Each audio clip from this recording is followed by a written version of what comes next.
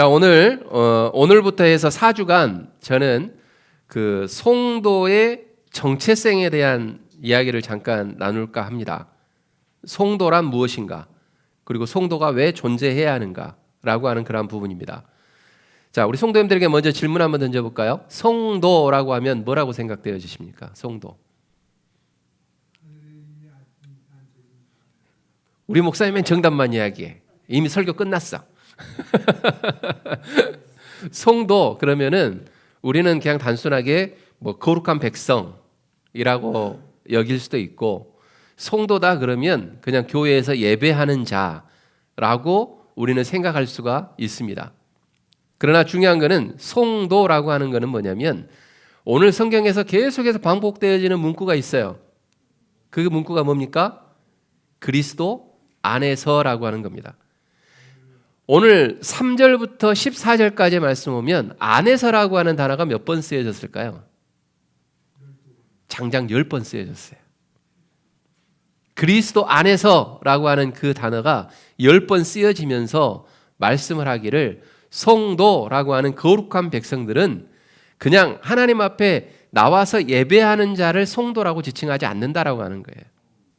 그러면 송도는 누구냐라고 했을 때는 그리스도 안에서 하나님의 백성으로서 이미 하늘나라에 안침을 받은 사람들, 그런 사람들을 송도다라고 이야기를 합니다. 그래서 예배하는 사람들을 송도라고 하는 것이 아니에요. 그냥 우리가 교회에서 지칭하기 편하니까 송도다라고 이야기를 하지만, 송도는요 실질적으로 이미 하늘에 앉힌 자들이기 때문에 그들이 세상 가운데 나아가서 어떻게 살아가느냐가 사실은 더 중요합니다. 그래서 오늘 저는 4주 동안 그 송도에 대한 정체성을 우리가 다시 한번 회복하는 시간들을 좀 가져보았으면 좋겠습니다. 우리는 매일 살아가면서 자기의 자리가 어떤 자리인가를 확인하면서 살아갑니다. 직장에서도 마찬가지, 가정에서도 마찬가지, 또 교회에서도 마찬가지입니다. 직장에서는 내가 아직 필요한 사람일까라고 하는 그런 퀘스천을 가지고 계속해서 자기를 확인하고 나아갑니다. 그리고 또 가정에서는 내가 좋은 부모인가, 그리고 내가 좋은 배우자인가, 그리고 내가 또 좋은 자녀인가 라고 하는 그 자녀를 확인하기를 원하죠. 그리고 또 더 나아가서 교회 안에서는 때로는 내 믿음이 충분한가, 그리고 또 내가 괜찮은 성도인가 라고 하는 것들을 확인을 하려고 한다라고 하는 겁니다. 다시 말하면 누군가가 인정해 주면 마음이 조금은 놓이고, 반대로 누군가가 말 한마디, 표정 하나, 그리고 비교 하나 때문에 마음이 무너질 때가 종종 있습니다. 이게 우리들의 모습입니다. 그래서 우리는 겉으로는요 아무렇지 않은 척하지만 마음속 깊은 곳에서는 계속 이렇게 물어봅니다. 나는 어디에 속한 사람인가? 나는 정말 괜찮은 사람인가? 나는 하나님 앞에서 과연 누구인가? 라고 하는 질문들입니다. 그런데 중요한 거는요, 우리가 신앙생활할 때에 내가 어디에 속해 있는지, 내가 괜찮은 사람인지, 내가 하나님 앞에 누구인지를 계속 되물어 보는 것은 송도가 당연히 해야 될 질문들입니다. 그리고 그것들을 계속해서 질문하면서 나를 하나님 앞에 세우는 것, 나를 하나님 앞에 내려놓는 것, 이것들이 너무나 중요합니다. 이거는 건강한 성도들이 할 수 있는 질문들입니다. 그래서 오늘 에베소서 오늘 본문에서 바로 그 질문에 대한 답을 우리들에게 하고 있는 것을 볼 수가 있습니다. 그런데 바울은 그러한 질문들 앞에서 우리들에게 성도는 이렇게 해야 된다라고 하는 어떤 명령을 하지 않습니다. 오늘 본문 첫 번째에 사도 바울은 명령을 하는 것이 아니라 더 열심히 살아라, 거룩해져라, 너는 성도이기 때문에 라고 이야기하는 것이 아니라 먼저 우리들에게 어떻게 말문을 여시냐면 찬송하리로다 라고 시작을 하고 있습니다. 왜일까요? 성도의 삶은 내가 나를 끌어올리는 데서 시작하지 않기 때문에 그렇습니다.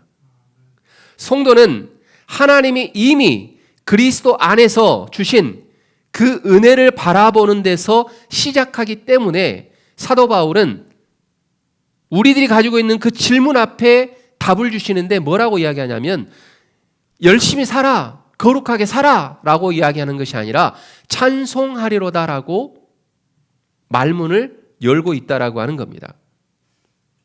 그렇기 때문에 오늘 말씀의 제목이 무엇입니까? 제목이 뭐라고 써 있어요? 한번 다 함께 읽어볼까요? 시작. 하늘에 이미 앉혀진 사람들.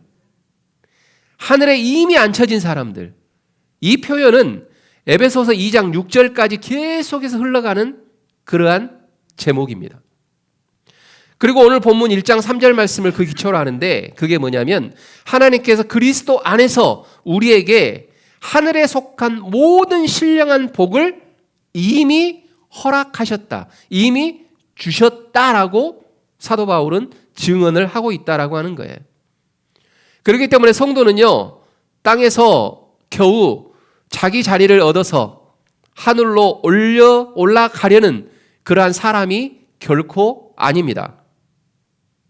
그리스도 안에서 이미 하늘의 복을 받은 사람, 바로 그 사람이 바로 우리다라고 하는 겁니다. 할렐루야.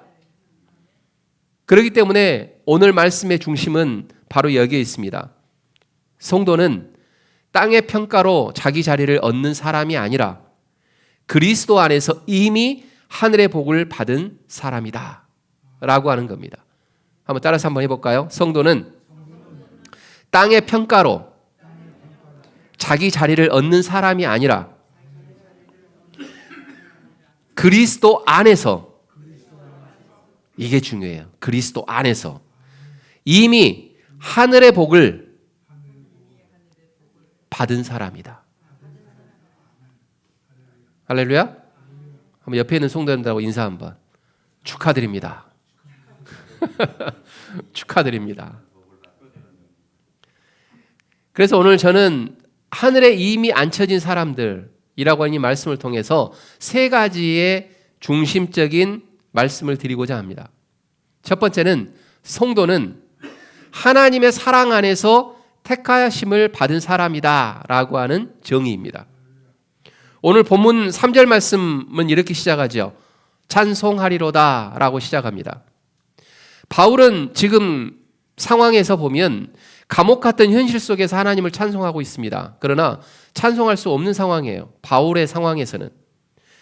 왜냐하면 눈에 보이는 형편보다 본인이 너무나 힘들고 어려운 상황이기 때문에 바울의 입술을 통해서 내가 찬송하리로다라고 하는 것이 나올 수 없는 상황이에요. 그러나 사도 바울은 하나님을 찬송한다라고 입을 엽니다. 왜요? 눈에 보이는 형편보다 더 깊은 복을 사도 바울은 보았기 때문에 그렇습니다. 그 복이 무엇입니까? 바로 그리스도 안에서 주어지는 복입니다.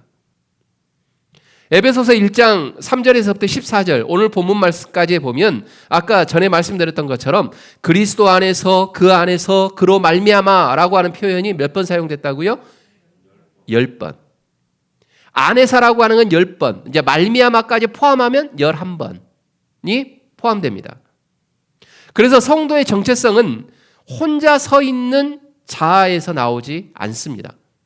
오늘 본문에서 말씀하는 것처럼 그리스도 안에서 그리고 그로 말미암아라고 하는 그리스도와 연합된 은혜에서 나올 수 있기 때문에 계속해서 사도 바울은 우리들에게 이야기를 하기를 그리스도 안에서라고 하는 걸 계속해서 강조를 하고 있는 거예요.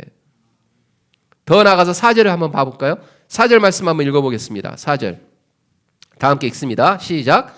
곧 창세전에 그리스도 안에서 우리를 택하사 우리로 사랑 안에서 그 앞에 거룩하고 흠이 없게 하시려고.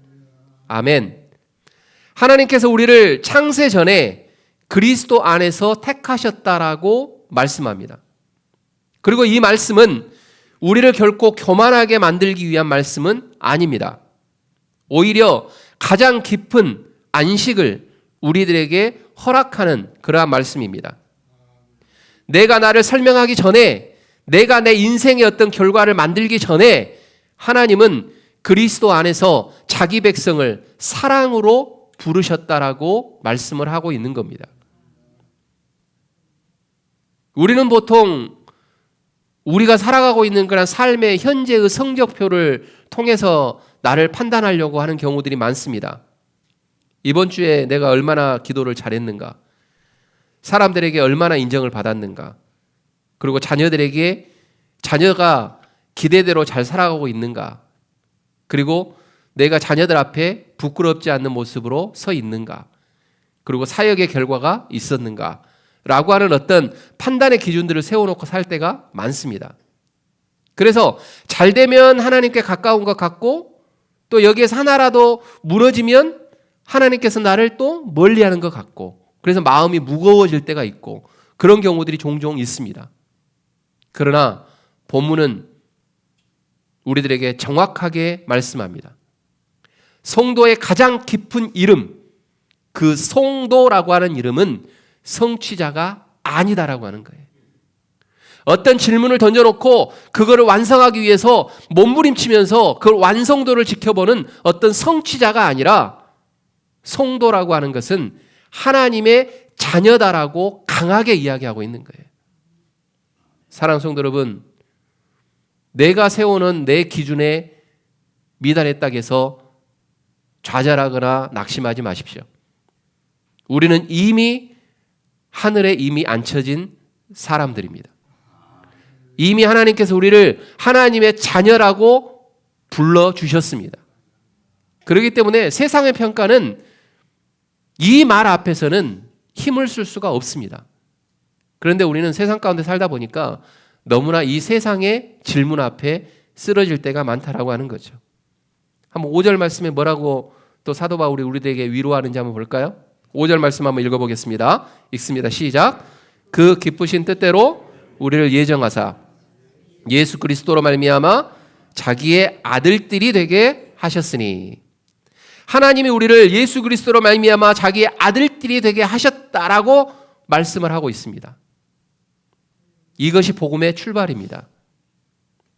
우리는 하나님께 인정받기 위해서 자녀 흉내를 내는 사람들이 아닙니다. 하나님이 먼저 자녀 삼으셨기 때문에 이제 우리는 자녀답게 살아가는 사람들입니다. 절대 흉내내지 마십시오. 하나님 앞에 나와서 그리스도인으로 흉내내거나 거룩한 흉내를 낼 필요가 없습니다. 왜냐? 우리는 이미 하나님의 자녀가 되었고 자녀답게 살아가기 때문에 그렇습니다. 그렇기 때문에 여기서 거룩함도 새로워지는 겁니다. 4절 말씀에서 앞에서 말씀했던 것처럼 거룩하고 흠이 없게 하시려고 우리를 자녀로 택하셨다 그랬잖아요. 그렇기 때문에 거룩함은 하나님의 사랑을 얻어내기 위한 조건이 아니에요. 거룩함은 하나님의 사랑을 받은 사람에게서 자라나는 열매입니다. 그렇기 때문에 교회에 와서요, 내가 거룩한 척할 이유가 없는 거예요. 그냥 교회에 오면 하나님의 자녀답게 그냥 뛰어노는 거예요. 그런데 우리는 어떻습니까? 어떤 직분이 생기고 어떤 직책이 생기고 어떤 무게감이 생기는 그 순간부터 거룩하려고 노력해요. 그런데 거룩은 노력으로 나오는 게 아닙니다. 이미 하나님께서 우리를 자녀로 삼으시고 사랑을 우리는 받았기 때문에 거기에서 자연적으로 나오는 열매가 거룩이에요. 그렇기 때문에 거룩함은 억지로 나오는 게 아니에요. 자연스러움에서 나오는 겁니다. 그리고 자녀가 되기 위해서 우리는 순종하는 것이 아닙니다. 자녀이기 때문에 아버지의 마음을 닮아가는 겁니다. 그게 하나님이 우리들에게 원하시는 겁니다. 사랑하는 성도 여러분, 혹시 요즘 마음속으로 계속 나를 증명하려고 애쓰고 있지는 않으십니까? 누군가에게 좋은 사람으로 보이려고, 실패하지 않는 사람으로 보이려고, 믿음 있는 사람으로 보이려고 혹시 지쳐 계시는 분들이 계시지는 않으시냐라는 질문입니다. 오늘 에베소서 이 복음은요, 어떻게 보면 우리를 조금 쉬게 하는 그런 복음이기도 해요. 하나님은 우리의 가장 좋은 날만 보시고 우리를 부르시지 않습니다. 우리가 건강하다고 해서, 우리가 젊다고 해서 하나님이 그때만 우리를 사용하시기 위해서 부르시는 게 아니란 이야기예요. 오늘 말씀에 있는 것처럼 창세 전에 그리스도 안에서 사랑으로 우리를 택하셨듯이 하나님은 우리가 있는 그 모습, 이 모습 이대로 주님은 우리를 사랑하신다라는 이야기입니다. 우리가 나이가 들었어도 건강이 안 좋아도 하나님은 우리를 자녀로 부르신다라는 거예요. 할렐루야. 그렇기 때문에 우리는 하나님의 자녀로서 낙심할 이유가 없습니다. 그리고 성도는 절대 결핍에서부터 출발하지 않습니다. 어디에서부터 출발할까요? 은혜에서부터 출발합니다. 나는 사랑받아야 할 사람이 되려고 발버둥 치는 존재가 아니라 그리스도 안에서 이미 사랑받은 사람이다 라고 하는 것에서 시작한다는 거예요. 이 고백이 우리 마음에 가장 깊은 자리에 놓여지시기를 주님의 이름으로 축원드립니다. 그런데 하나님은 우리를 택하셨을 뿐만이 아니라 우리의 가장 큰 문제, 그 문제가 뭘까요? 죄성이죠. 우리가 가지고 있는 그 죄를 실제로 해결하셨다라고도 말씀을 하고 있습니다. 바울은 이제 성자 예수 그리스도의 구속을 말합니다. 두 번째로는 성도는 이겁니다. 성도는 십자가의 피로 구속받은 사람. 이거를 성도라고 이야기를 합니다. 한번 7절 말씀 한번 다시 읽어볼까요? 7절입니다. 읽습니다. 시작. 우리는 그리스도 안에서 그의 은혜의 풍성함을 따라 그의 피로 말미암아 속량 곧 죄사함을 받았느니라. 아멘. 성도의 정체성은 막연한 긍정 위에 세워지지 않습니다.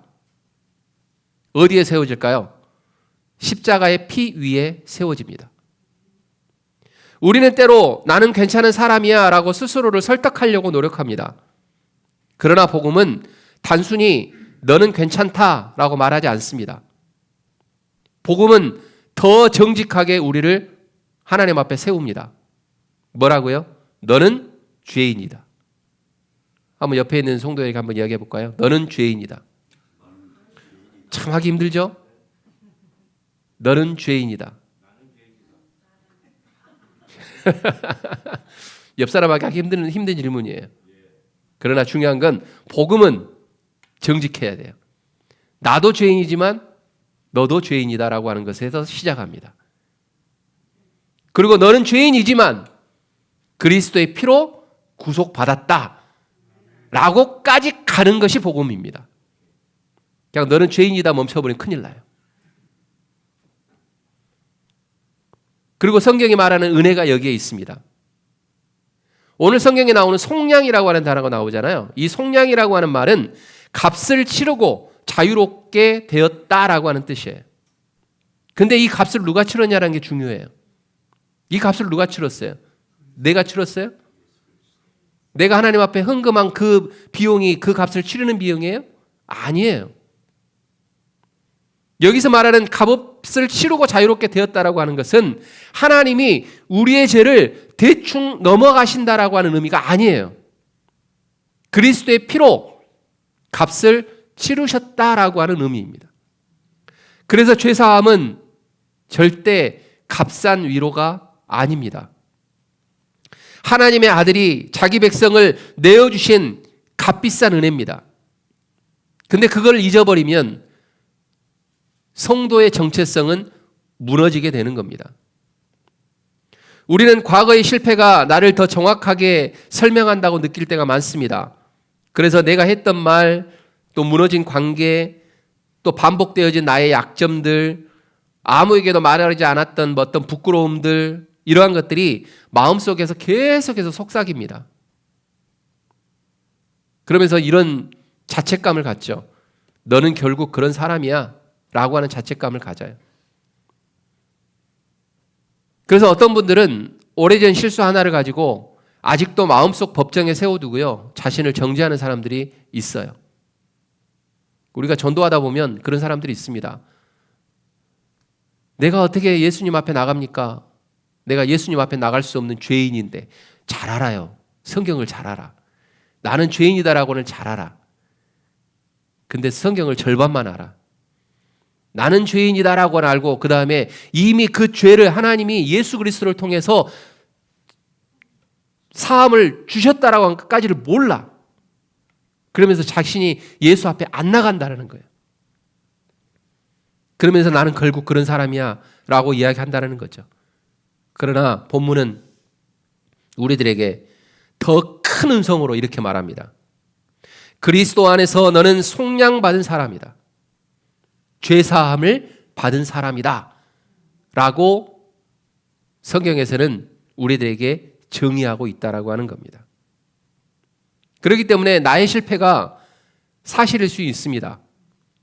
나의 죄가 가볍지 않을 수도 있습니다.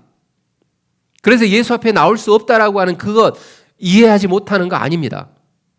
그러나 더 중요한 건 이겁니다. 십자가도 사실입니다. 할렐루야. 그리스도의 피도 사실입니다. 거기까지 가야 돼요.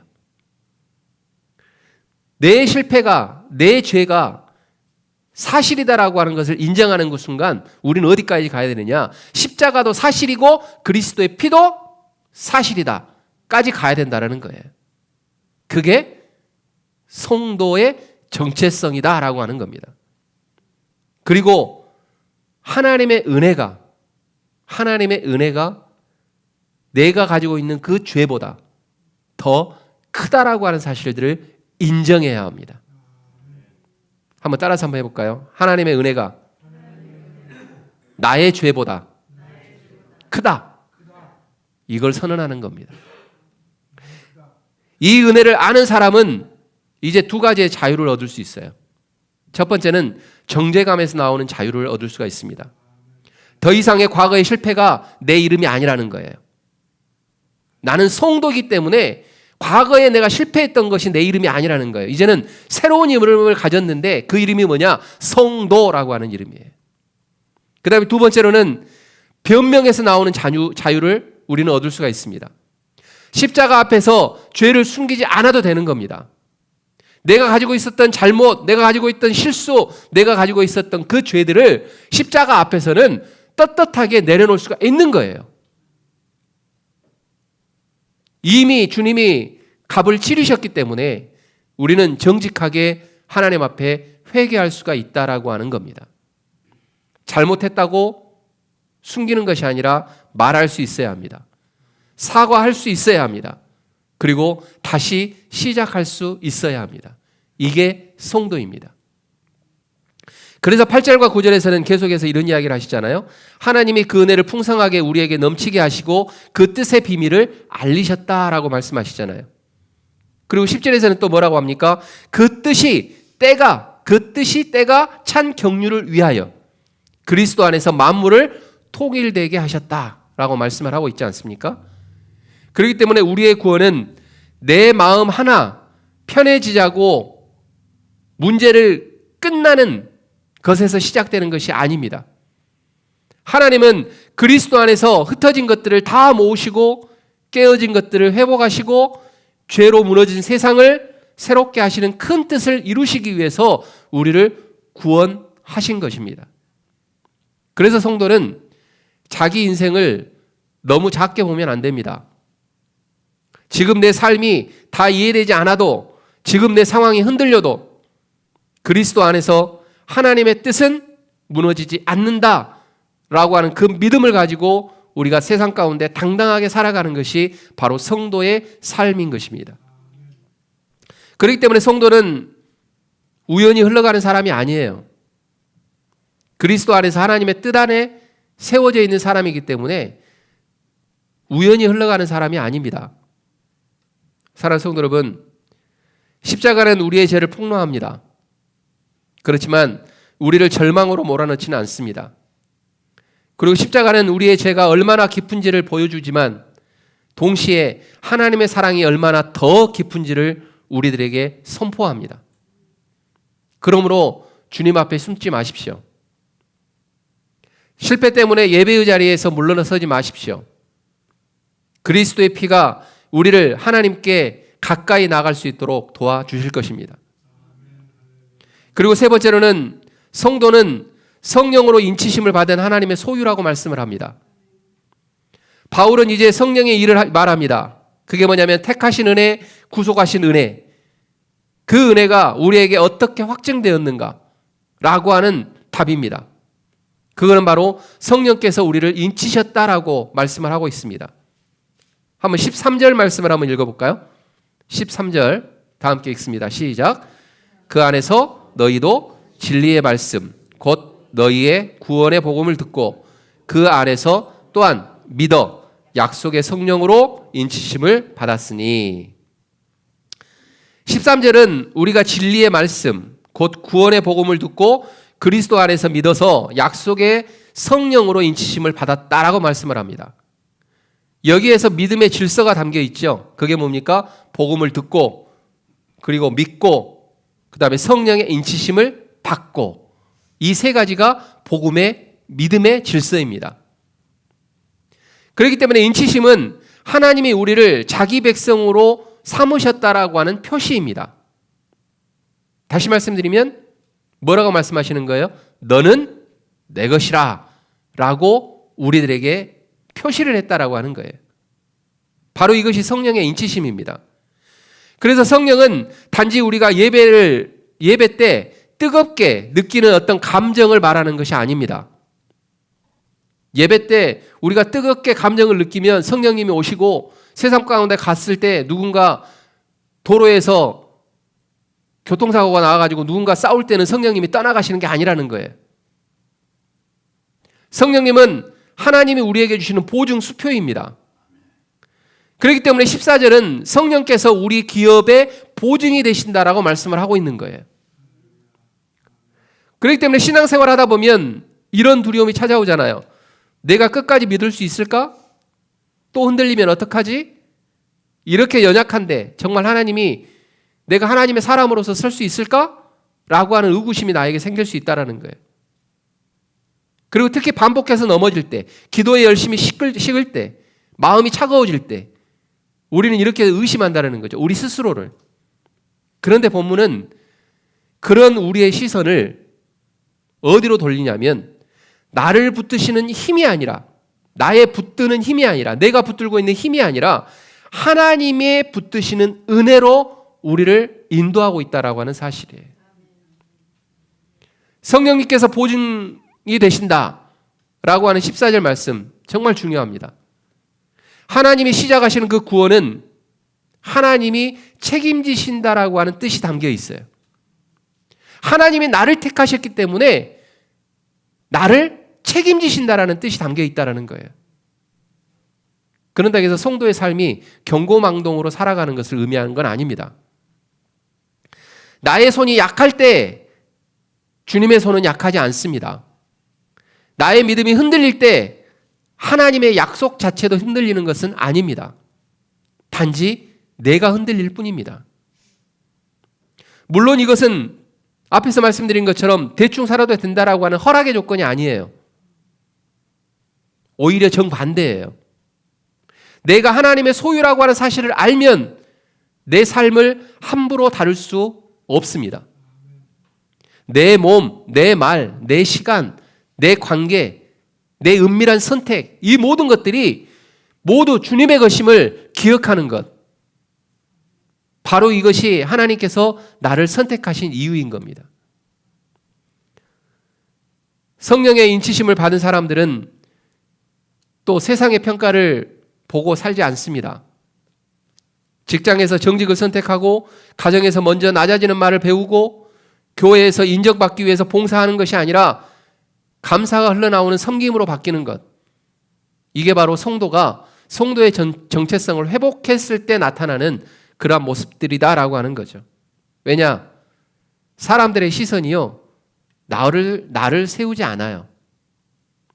하나님이 이미 나를 자기 백성으로, 당신의 백성으로 인치셨다라고 하는 것은 사람들이 세우기 전에, 사람들이 나를 인정하기 전에 이미 하나님이 나를 인정하셨다라는 의미예요. 사랑하는 성도 여러분, 우리 클립톤 하나님 침례교회 우리 모든 성도님들이 하나님의 인정하심을 믿으시기를 주님의 이름으로 축원드립니다. 그리고 마지막으로 본문에서는요, 반복되는 말씀이 있어요. 6절, 12절, 14절 모두 뭐라고 반복합니까? 하나님의 영광을 찬송하게 하려는 목적이 이 안에 담겨져 있다라고 3번 반복을 합니다. 성부께서 택하신 이유도, 성자께서 구속하신 이유도, 성령께서 인치신 이유도 결국은 무엇이냐? 하나님의 영광을 찬송하게 하려는 것이다 라고 성경은 이야기를 한다는 거예요. 이것이 바로 성도의 정체성의 클라이막스입니다. 성도는 자기 증명의 사람이 아닙니다. 찬송하는 사람입니다. 내 이름을 크게 만들려고 하는 사람이 아닙니다. 나를 은혜로 부르신 하나님의 영광을 드러내는 사람입니다. 할렐루야. 그래서 오늘 본문은 명령보다 찬송으로 시작했습니다. 바울은 성도에게 먼저 무거운 짐을 얹히기 전에 먼저 하나님이 하신 일을 보게 하셨다라고 하는 거예요. 성부께서 택하셨습니다. 성자께서 구속하셨습니다. 성령께서 인치셨습니다라고 하는 걸 이야기하면서 이 모든 것들은 찬송받기에 합당하신 하나님께 있다라고 하는 것을 바울은 이야기를 한다라는 거죠. 그리고 이 은혜를 맛본 사람들은 찬송하지 않을 수가 없습니다. 사랑하는 성도 여러분, 오늘 말씀은 우리에게 묻습니다. 너는 아직도 땅의 평가로 내 정체성을 확인하려고 하느냐? 아니면 그리스도 안에서 이미 받은 은혜대로 오늘 하루를 살아가겠느냐? 우리는 너무나 쉽게 사람의 말에 흔들립니다. 성과가 좋으면 내가 괜찮은 사람 같고 실패하면 내가 끝난 사람처럼 여길 때가 너무나 많습니다. 인정받은 것, 하나님도 나를 기뻐하실 것 같고 무너지면 하나님도 나를 실망하실 것 같은 그러한 어리숙함이 우리 안에 있습니다. 그러나 복음은 분명하게 더 깊게 우리들에게 말씀합니다. 너는 그리스도 안에 있는 사람이다. 성부께서 사랑 안에서 너를 택하셨다. 성자께서 너를 피로 구속하셨다. 성령께서 너를 인치셨다. 그리고 하나님의 소유로 만드셨다. 라고 말씀을 합니다. 그러므로 우리 사랑하는 성도님들 모두는 이미 하늘의 복을 이미 받으신 분들입니다. 이번 한 주 하루를 시작할 때 이 고백으로 시작했으면 좋겠어요. 나는 그리스도 안에 있다. 한번 크게 한번 외쳐볼까요? 나는 그리스도 안에 있다. 이 고백은 현실을 부정하는 주문이 아닙니다. 현실보다 더 깊이 있는 복음의 진실을 외치는 그러한 음성입니다. 일이 풀리지 않아도, 사람이 알아주지 않아도, 내가 여전히 연약해 보여도 그리스도 안에서 하나님이 주신 그 정체성은 무너지지 않는다라고 하는 고백인 겁니다. 이 은혜 앞에 합당하게 살아가는 우리 모든 성도님들 되셨으면 좋겠습니다. 나를 증명하려고 하지 마십시오. 애쓰지 마십시오. 사람의 인정에 목숨 걸고 살아가지 마십시오. 그리고 정죄감 때문에 숨던 자리에서 나와서 십자가 앞에 나와 하나님 앞에 조용히 무릎을 꿇으십시오. 그리고 하나님 자녀답게 오늘도 작은 거룩을 한번 실천해 보십시오. 말 한마디를 할 때에도 숨은 죄를 회개하고 감사 없이 하던 일을 우리가 찬송으로 바꾸는 삶, 그게 우리 클립턴 한인 침례교회 성도님들에게 다 있으셨으면 좋겠습니다. 이제 말씀을 정리하면 마지막으로 선포할게요. 성도는 하늘을 향해 겨우 올라가는 사람이 아닙니다. 그리스도 안에서 하늘의 복을 이미 받은 사람들입니다. 우리 클립턴 한인 침례교회 성도님들이 다 이런 사람이라는 거예요. 그러니 옆에 있는 성도님들이 얼마나 귀하고 아깝습니까? 옆에 있는 분들 한번 이렇게 또닥또닥 한번 해줄까요? 참 귀하신 분이에요. 얼마나 귀하신 분들이에요. 하나님이 인치셨는데 누가 손을 댑니까? 하나님이 인정하셨는데 누가 우리를 무너뜨리려고 합니까? 그러므로 오늘을 살아가는 우리 모든 성도님들이 이제 삶의 방식이 좀 달라지셨으면 좋겠습니다. 두려움이 아니라 믿음으로, 정죄감이 아니라 은혜의 담대함으로, 자기 증명이 아니라 찬송으로 그렇게 살아가는 저와 우리 모든 성도님들 다 되시기를 예수 그리스도의 이름으로 축원드립니다. 기도하겠습니다.